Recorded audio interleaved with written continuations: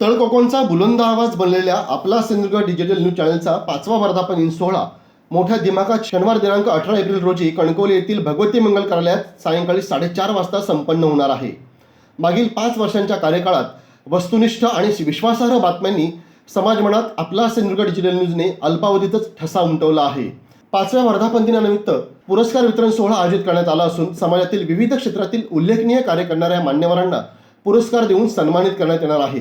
तसेच आपला Sindhudurg digital news चॅनलच्या अद्वैत दिवाळी अंक आयोजित राज्यस्तरीय आणि सिंधुदुर्ग रत्नागिरी आंतरजिल्हास्तरीय कथाकाव्य स्पर्धेतील विजेत्या साहित्यिकांनाही पारितोषिक देऊन गौरविण्यात येणार आहे।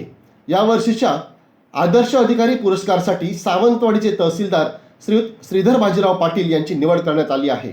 शासन नियमावलीचे अवलंबन आणि जनहित याची सांगड घालून तहसीलदार पाटील यांनी लोकाभिमुख कारभार केला आहे। शासनाचा महसूल बुडव्या वाळू माफियांच्या काळजात धडकी भरवतानाच शालेय विद्यार्थ्यांच्या डोळ्यात प्रशासकीय अधिकारी होण्याचे स्वप्न स्वतःच्या हातात खडू घेऊन त्यांनी पेरले आहे। प्रशासकीय कामकाजात अव्वल क्रमांक पटकावतानाच वैयक्तिक आणि सांघिक क्रीडा प्रकारात यश मिळवून खेळाचे मैदानही तहसीलदार पाटील यांनी गाजवले आहे।